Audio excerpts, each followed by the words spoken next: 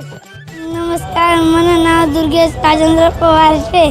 मी इयत्ता 4मा शिकत. मला शाळेचं नाव जी प्राथमिक शाळा गोराणे शे.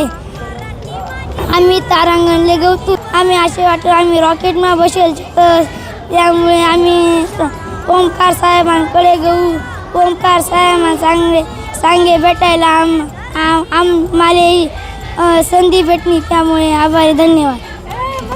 तो माझ्या शाळेचे नाव जीप प्राथमिक शाळा गोराणे आहे.